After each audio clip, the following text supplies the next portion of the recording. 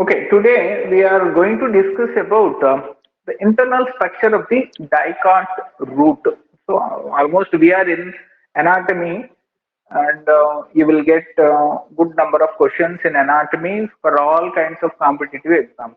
So you have to pay attention. I hope you have completed internal structure of the leaf, dicot leaf, right? Yes, sir.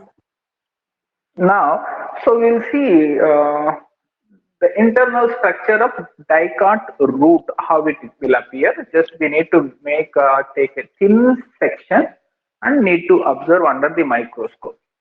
So now in the internal structure, generally we can find three tissue systems. So there is a scientist called Sachs. Hold on, Sachs. He divided the plant body into three tissue systems. So he divided plant body into three tissue systems.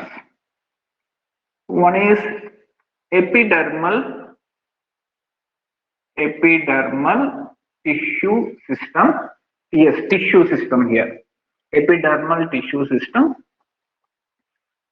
Number two, ground tissue system. And the third one, vascular tissue system. So these are the three types of tissue systems. So basically we can find all these three types in all kinds of internal structures. So epidermal, mostly protective in nature. Ground tissue, it is a connecting tissue between epidermal tissue system and vascular tissue system. And this vascular tissue system is mostly involved in transportation of substances. Maybe, so vascular tissue system is nothing but xylem and phloem. So who has divided? Sachs is the scientist who proposed three tissue systems in the plants. Note down: epidermal tissue system, ground tissue system, and vascular tissue system. So now already we have completed different types of vascular bundles also. Hope you do remember different types of vascular bundles like radial vascular bundle, conjoint vascular bundles, open, closed, collateral, bicollateral, everything we have discussed. Now let us see, when you observe the dicot root, it will appear like this. Inside we can find vascular tissue, epidermal tissue is found here in between epidermal and vascular tissue. You can find the ground tissue. For your understanding, we are going to observe only this part. This much part I would like to take, and I will make it a bigger diagram. By that you can understand each and every point very clearly. So you should draw along with me. As a first, a single layer of cells are present in the root. Just you draw along with me.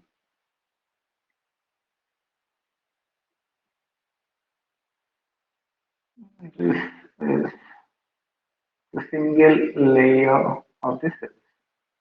Just only this section I am going to take. So I have drawn only this. So this is what we call epidermis. Epidermis. And this is also called epiblema. Epidermis is also called epiblema, which is made of a single layer of parenchymatous cells.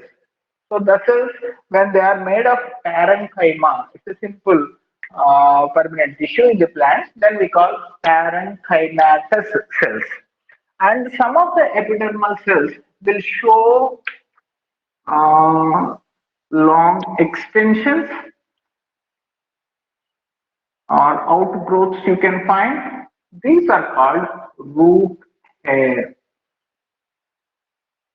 Root hair. So root hair, they will help to absorb water and minerals. They will enhance the surface area of the absorption part of the root. So it is very important. Root hair are nothing but the elongations or extensions of epidermal cells of the root. Right. Next, in the center, you could find a tissue which we call vascular tissue. You can find here. It is the vascular tissue.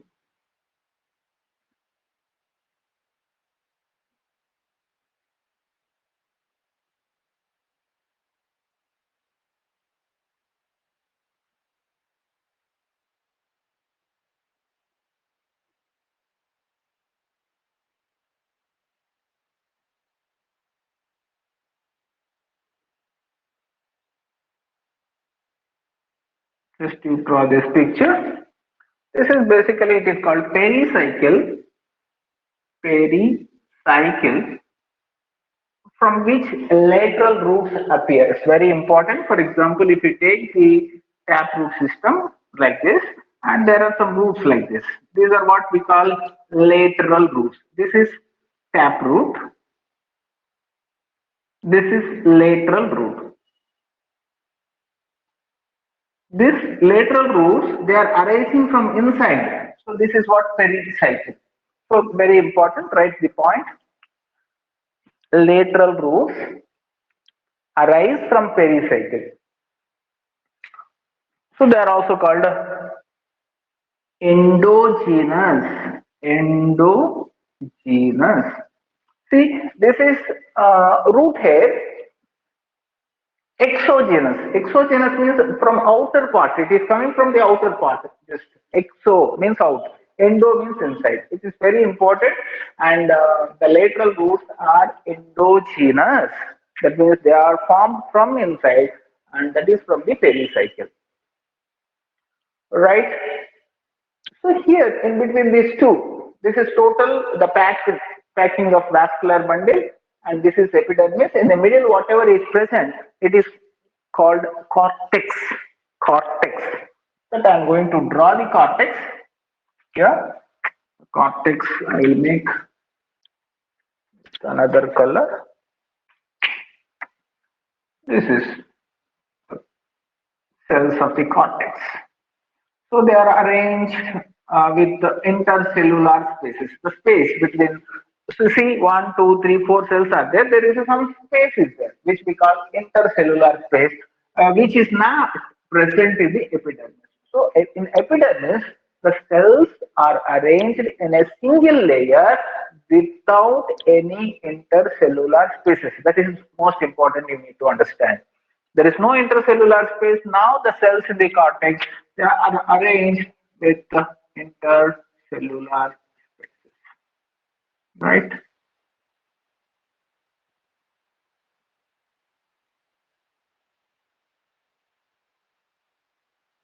Just to draw this. And so now we are coming to the almost the, what do you say, the end, innermost layer of the cortex, which barrel shaped cells. This innermost layer of the cortex is called endodermis. Endodermis. What is this? Innermost layer of cortex.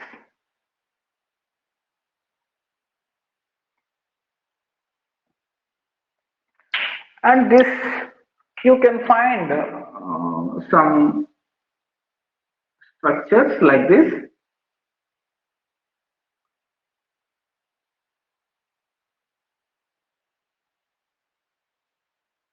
This lining. So some, this is called Casparian strips.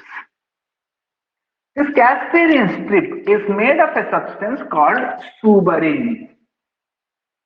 It is very important point.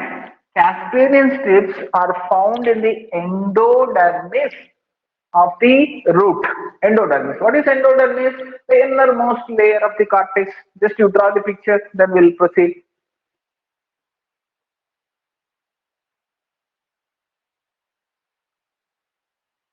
Completed, sir. Completed. So here, generally, you know, this, what is the importance of this Casparian strip? So the Casparian strip is made of suberin. Suberin is impervious to water. Impervious means it does not give permission to cross the wall. Generally, when the water comes, water will come. There are two ways. The water will come, it will enter into the root hair, from there epidermis, and from there the cortical cells into the cytoplasm, and from this cytoplasm, this is one way of coming water, how the water is entering into the xylem. This is one way. This is called symplast. Symplast. And there is another very quick way of coming water is water enters into water moves through the cell wall and intercellular spaces, cell wall through like this it can go. It is a very quick process. This is called apoplast. So in the cortex, it's very important. In the cortex, water can move by two ways. The water movement you could find in two ways, that is symplast and apoplast. Symplast means the water will move into the cytoplasm of each and every cell and it will proceed. And it is whenever it enters into the cell, no, it will definitely take certain time. It is a slower process and it will move. Whereas there is another process through which the water can be transported through cell wall and intercellular spaces. It is in this method the water can move very quickly, which we call apoplast. When the water like this, when it comes to the endodermis, there you can find the Casparian strip which is made of suberin. So here there is a restriction. So it could not allow the water endodermis. So when the water reaches to the endodermis, till the endodermis water may move through symplast or apoplast. There are two ways, symplast and apoplast. But once the water reaches to the endodermis, it can go only through the symplast. That means the cell wall is not allowing water because of the suberin, because of Casparian strip. So the water definitely has to move into the cell. This is the reason we call this endodermis as biological checkpost. So the endodermis is called biological. This is called biological checkpost. Because through cell wall, water transportation is not at all possible. Not at all possible through that. Only there are certain cells which can allow the water. There you can observe. I have drawn some cells without Casparian strip. Those cells are called passage cells. Passage cells. So they are devoid of Casparian strip. Devoid means they do not have Casparian strip. So there are certain cells in the endodermis which do not have Casparian strip are called passage cells. So these passage cells exactly the opposite to the xylem. So this is the xylem.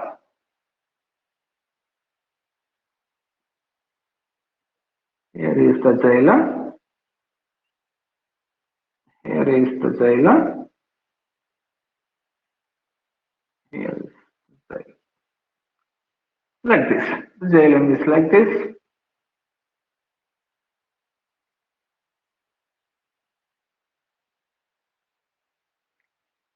This is what we call xylem.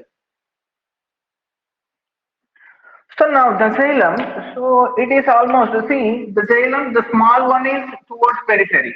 So small xylem cells here, you see, and this is bigger. Small one is called, what do you call?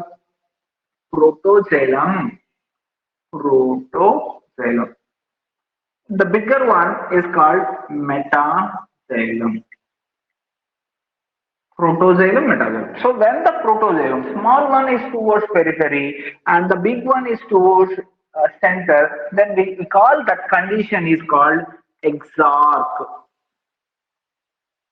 Exarch is the term which we use to refer the type of the xylem. Exarch. When we call exarch, this is a condition in which protoxylem is towards periphery and metaxylem is towards the center. This condition is seen in the root. It may be dicot root or monocot root. It is exarch. Now, here how many strips of xylem we can find? 1, 2, 3, 4. So it is called tetrarch. Tetrarch. If only two are there, we can say diarch. If three are there, we can say triarch. So if many are there, we can say polyarch. So polyarch condition is seen in monocot root. When we see the dicot, so tetrarch is most common. Tetrarch. In between these two, you can find, I mean, in between the xylem strips, you can find the phloem strips. So like this, the xylem and phloem are arranged in different radii, different radii. So this kind of vascular bundle, what do you call? Radial vascular bundle. Radial vascular bundle. Right? Now there is a little tissue in between this in the center. Actually, that is what we call pith. P-I-T-H, pith. So pith is very little pith is present. When the root is well developed, the pith is totally absent. This is very important point. So in well developed dicot root, you do not find the pith. Right. This is what regarding the internal structure of the dicot root. Just note down, ma.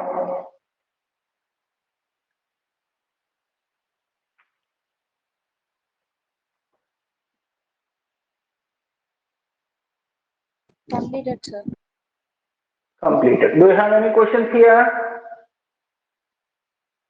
No, sir. Okay. So the internal structure of the dicot root can be divided into three important parts like epidermis, cortex, and vascular bundle. So in epidermis is also known as epiblema, and some of the cells in the epidermis show protruding ends. That means they will show extensions, uh, which we call root hair, help in the absorption of root. And the tissue which is present in the epidermis, in between epidermis and the vascular bundle, we call it as cortex. And the innermost layer of the cortex is called endodermis. And the cells of the endodermis has suberin, Casparian strips which are made of suberin, and because of that, they do not allow the water, and hence we call endodermis as biological check post. Inner to endodermis, we can find a layer of cells which we call pericycle, from which lateral roots arise. And when you come to the vascular bundle, here the type of vascular bundle is radial, because xylem and phloem are separated, not together, separated. They are present in different radii, and here mostly you can find four strips of xylem, which we call tetrarch. And the arrangement of xylem is exact, as the protoxylem is towards periphery and the metaxylem is towards center. Most probably, you can find a little quantity of pith when the root is in its beginning stages of the growth. When it is well developed, in the dicot root, you do not find pith. Okay. Yes, sir. Okay, so this much you have to practice the diagram well, and we'll meet in the next week. Okay, ma? Okay, sir.